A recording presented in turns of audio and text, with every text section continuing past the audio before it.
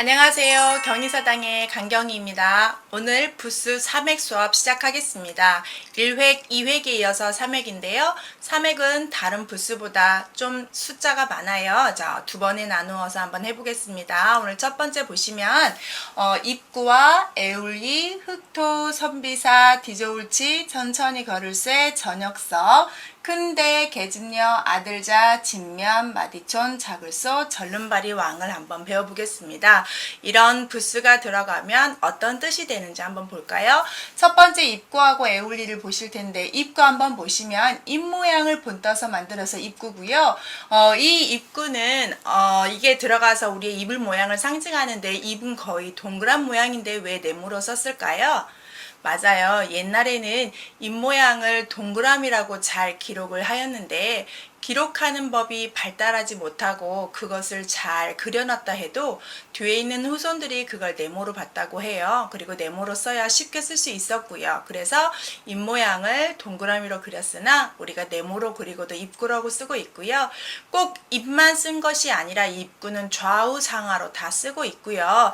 이 입이 들어가면 사람이라는 뜻이 있어서 사람구라는 뜻도 있다는 걸 좀 알아두셨으면 좋겠고요. 가령 예를 들면 식구 이럴 때 구자가 입구가 들어가는 것처럼 입 모양도 되지만 사람이라는 뜻도 있다. 하나만 더 해볼까요? 우리가 우리나라 인구가 5천만이다 할 때 인구 할 때도 구자에는 사람구어의 뜻이 있는 입구를 사용하고 있습니다. 자, 두 번째 입구보다 큰 애울리를 시작할 건데 애워싸다라는 뜻인데 사람들은 애울리라는 말보다는 입구보다 큰 애 그리고 몸 테두리를 둘러싸고 있을 때만 쓰는 한자네. 그래서 큰 입구 몸이라고 아주 유명하지만 입이 크다라고 하는 해석은 하나도 없어요. 그러니까 이 가루에 친 말은 참고만 하시고 진짜는 뭐만 있어요? 애울위.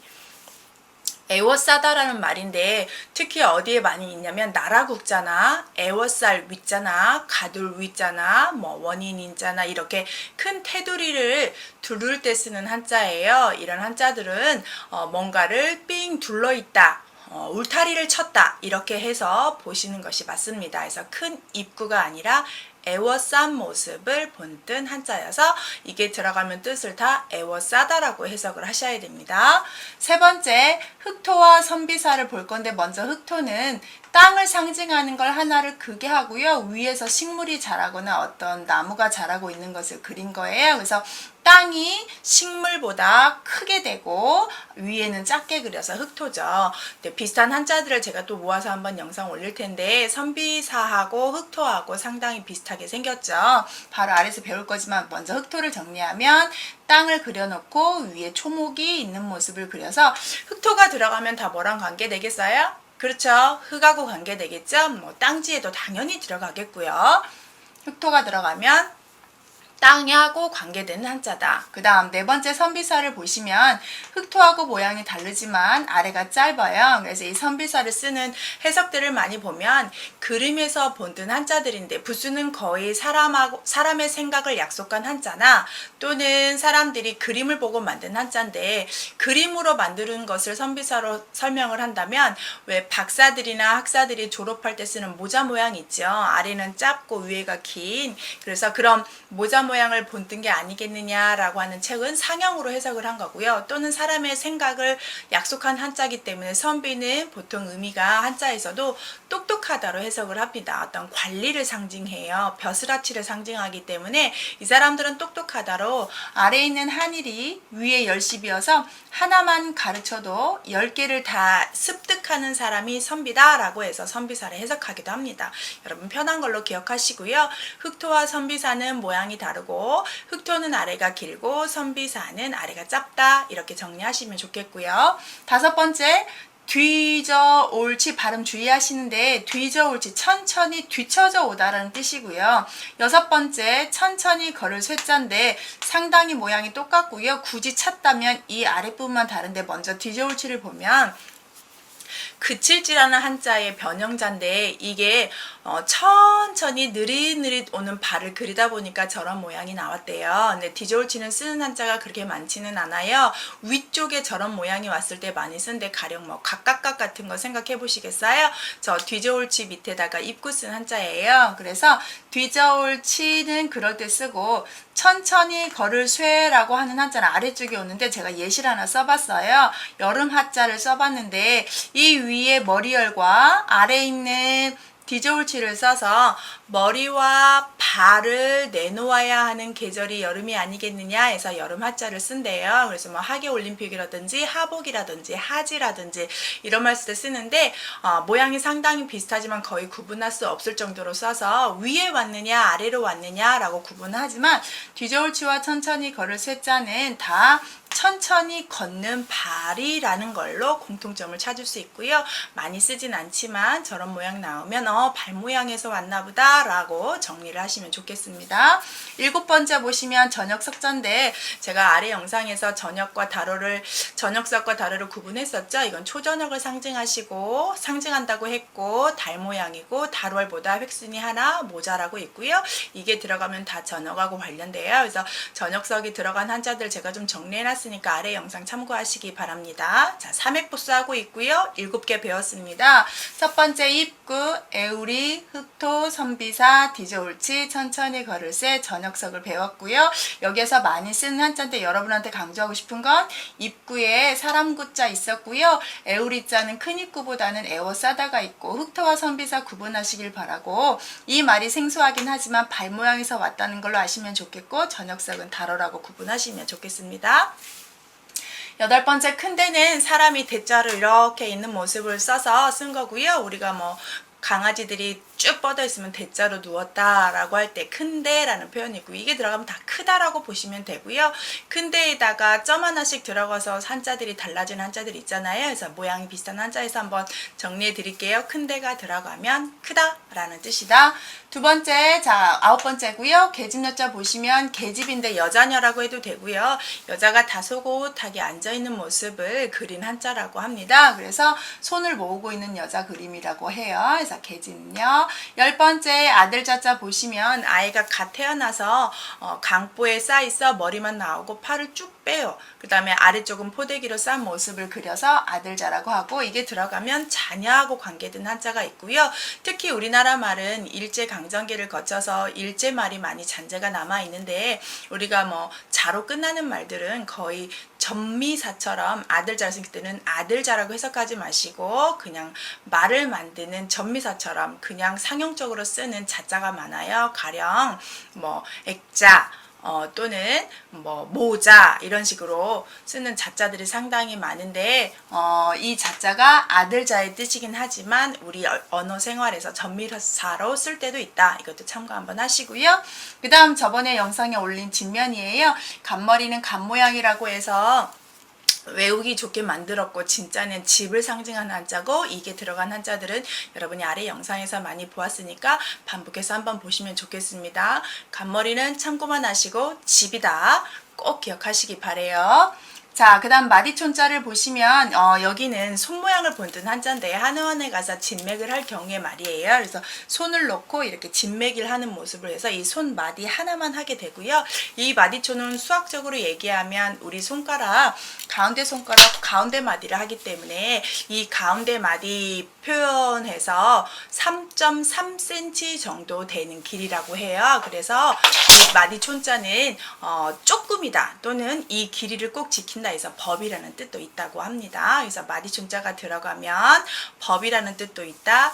손을 하는 뜻도 있다라고 좀 기억을 하시면 좋겠고요. 또 이 법이라는 뜻 때문에 친인척 관계를 촌수 따지다 할 때 촌자에서 나와 2번 떨어지면 2촌, 3번 떨어지면 3촌, 나와 4개 떨어지면 4촌 이렇게 표현할 때도 촌수촌이라는 뜻도 있다는 거. 자, 마디촌은 쓰임이 상당히 많지요. 일단 손 모양에서 와서 손뜻 있고요. 지켜야 된다 해서 법뜻이 있어요. 그 다음에 이제 촌수라는 뜻도 있다라는 거, 또 길이라는 뜻도 있다는 거 알아두셨으면 좋겠습니다. 작을 소자를 보시면 가운데부터 쓰고요. 옆에에서 작다라는 뜻을 가지시면 되고요.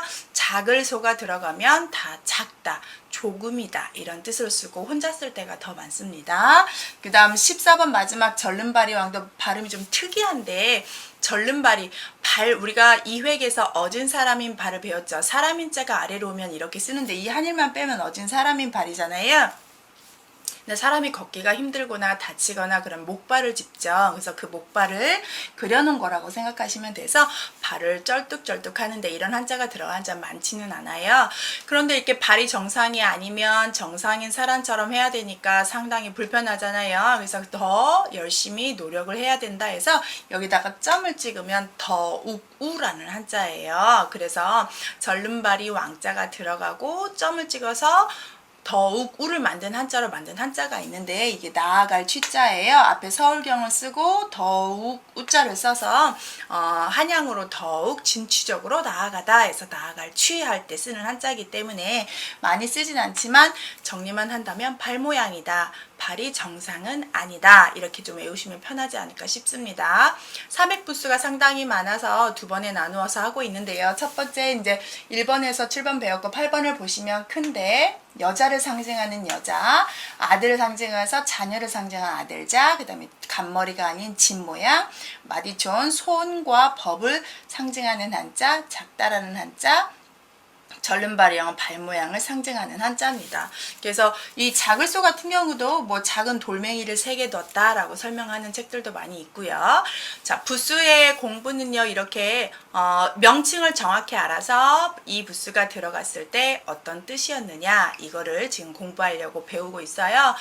많이 익숙한 쉬운 한자도 있지만 저런 것도 있었구나 라고 이해하시면서 가볍게 들어주시면 좋겠습니다. 다음 시간에 삼획을 더 연결해서 하겠습니다. 여러분 공부하실 때 도움이 되셨다면 좋아요, 구독 부탁드리고요. 다음 시간에 만나요. 수고하셨어요.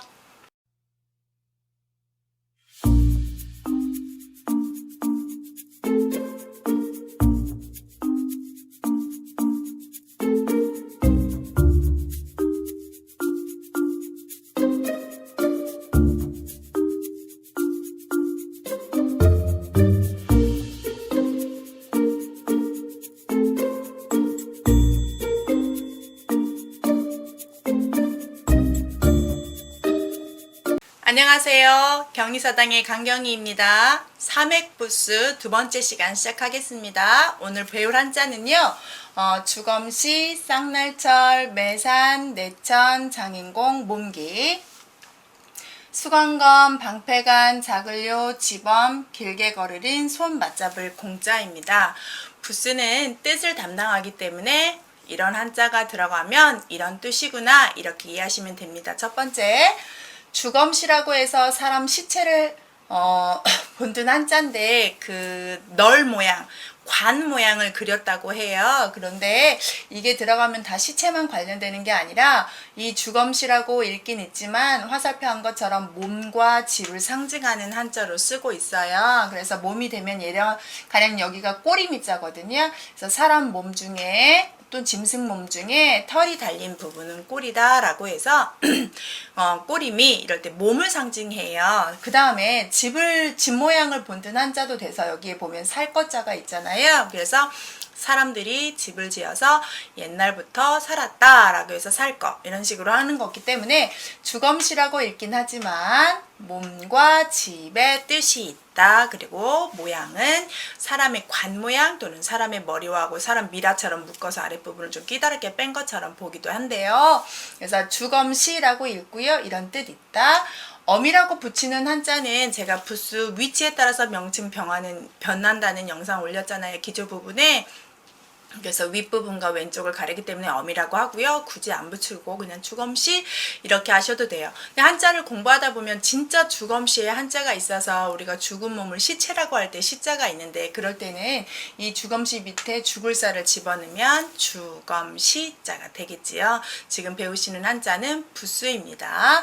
두 번째 쌍날철자는 싹이 이렇게 하나만 있던데 이 모양은 이 쌍날철을 2개 쓰면 풀초가 되죠. 그래서 쌍 모양의 오는 한자고요. 싹이 하나밖에 없는 아주 어린 싹이 되는데 한자 모양에서 왼손 모양을 본뜬 한자에서 왼손자라고 있긴 하지만 손이라고 표현하는 한자 해석도 있고 싹이라고 하는 해석도 있기 때문에 이 쌍날 철자는 잘 보시면 좋겠고요. 개인적으로 저는 쌍날 철자가 조금 더 좀 설득력이 더 있는 것 같아요. 왜냐하면 손을 상징하는 한자 오른손은 오른손 우자에서 한번 쓰고 있는데, 가령 제가 한번 써보면 오른손은 이렇게 써요.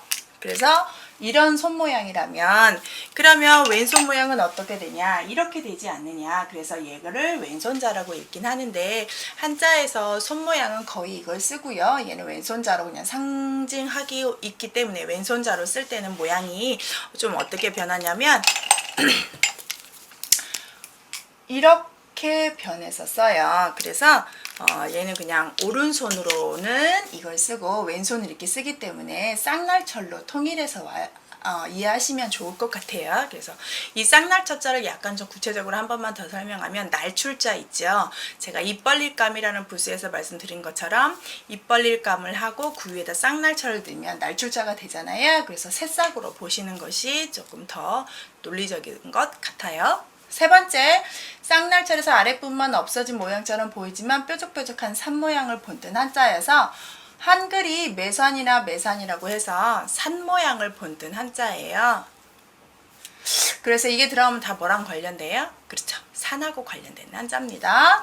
네 번째는 내천이고, 진짜 내천이 이렇게 쓰는데 옛날에는 계곡이 꾸불꾸불꾸불꾸불 흘렀다고 해서 이렇게 쓰는데, 이것도 어른들이 개미 허리 모양처럼 생겼다 해서 썼다고 하는데, 정말 참고로 저는 현미경으로만 봐야 개미 허리가 보였을 텐데 이런 말을 지어냈다는 것 자체도 참 우습기도 하고 신기하기도 해요. 개미하고 관련된 한자 하나도 없습니다. 내천 물이에요. 그래서 여기를 예시를 보면 이 고울 주자 할 때 주자인데요. 내천을 쓰시고 점점점 찍어놨잖아요. 그래서 이 물가 주변으로 생성된 마을이에요. 근데 지금 같은 시대에 드론을 띄워서 강가 주변에 그 집들 주거지를 보아서 그 집들이 모여있는 것을 점점점 찍은 거예요. 그러니까 강 주변에 사람들이 살았기 때문에 상당히 많이 살아요. 그래서 인구가 많은 밀집되어 있는 지역을 주라고 해서 우리가 나주, 전주, 광주 뭐 이런 식의 주자로 청주, 주로 끝나는 도시들에 많이 쓰는 한자입니다. 그다음 장인공은 기술자를 뜻하는 공자인데요. 이 장인, 기술자들은 정말 정확하게 일을 하기 위해서 자를 가지고 다닌대요. 그래서 그 자 모양을 본뜬 한자에서 자예요. 근데 이 자를 작은 것도 있고 큰 것도 있기 때문에 큰 자는 손잡이가 필요해서 여기에다가 손잡이 모양을 그렸대요. 그래서 이건 클거란 큰 자라는 뜻이고, 정말 장인공자가 이렇게 들어가 있는데 어디에 들어있어요? 클거자의 장인공에? 클거의 장인공이 어디에 들어있어요? 여러분 잘 보세요. 어디에 들어있나요? 이건 손잡이고요. 나머지가 장인공인데, 장인공이 되려면 여기 부분이 있어야 되잖아요. 근데 거기가 없어진 거예요.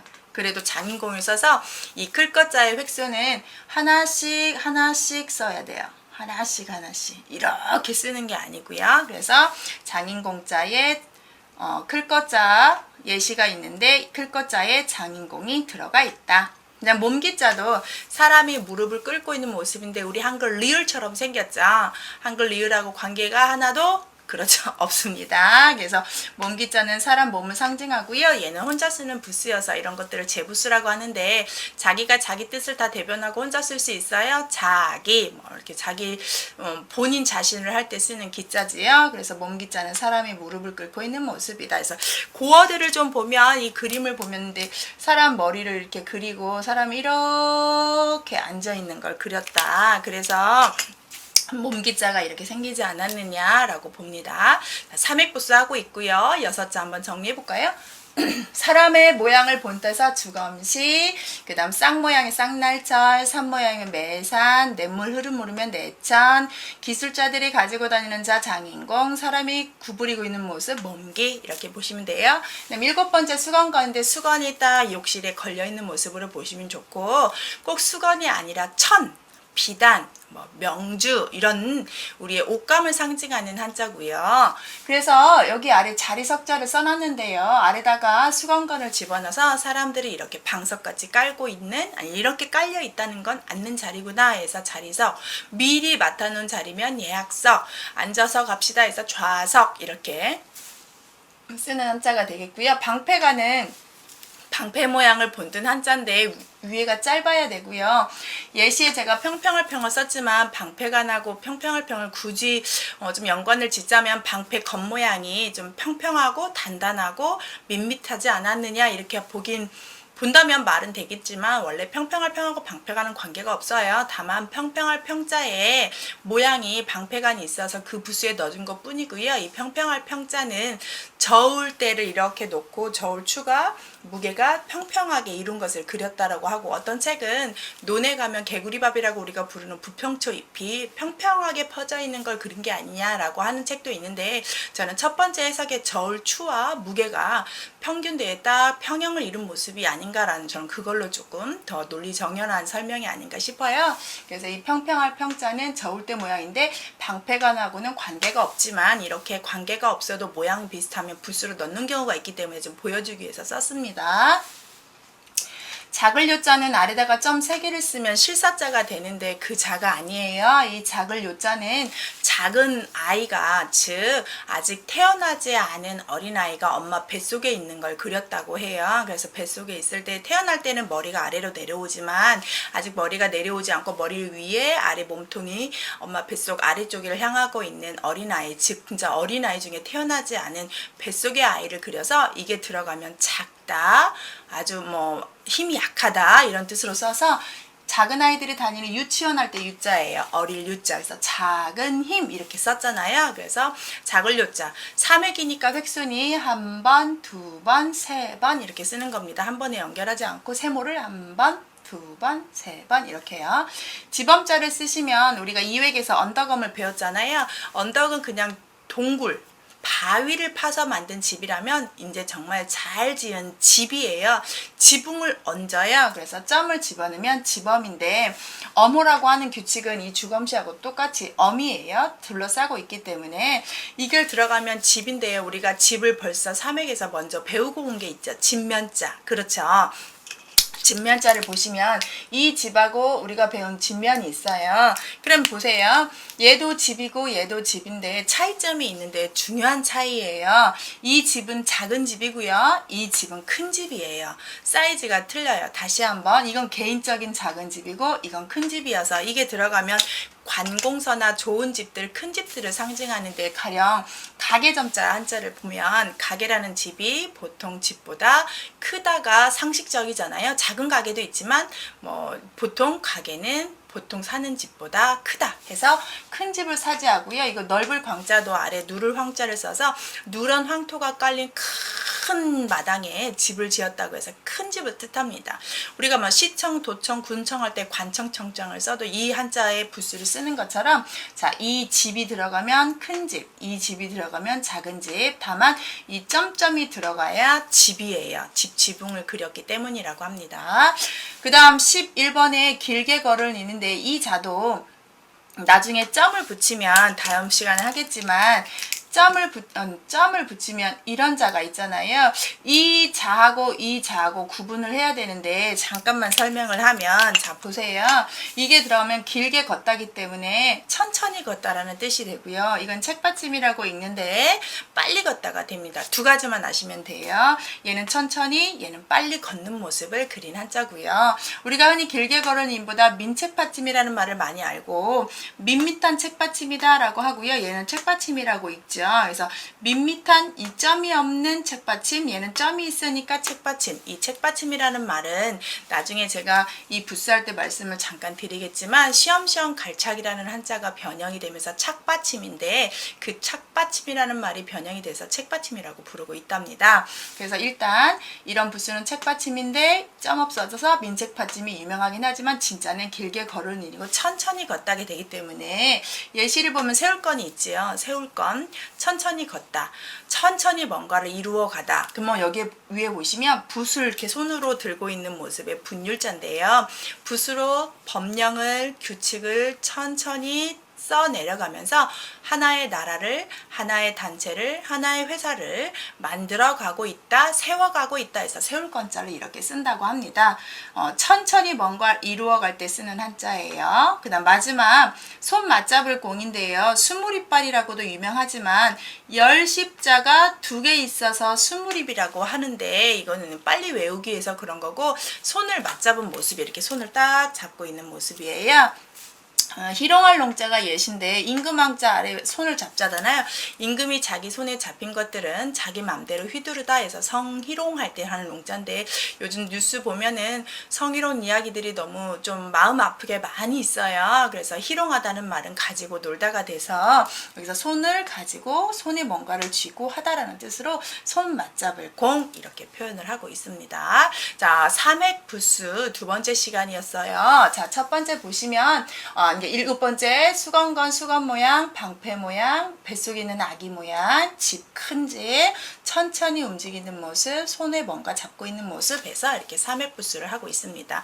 여러분이 오늘 배울 한자는 이렇게 총 12개고요. 삼획부수에서 상당히 좀 중요한 부분을 했으니까 영상 반복해서 보시고요. 궁금한 점 있으면 댓글 달아주세요. 좋아요, 구독 부탁드립니다. 다음 시간에 또 만나요.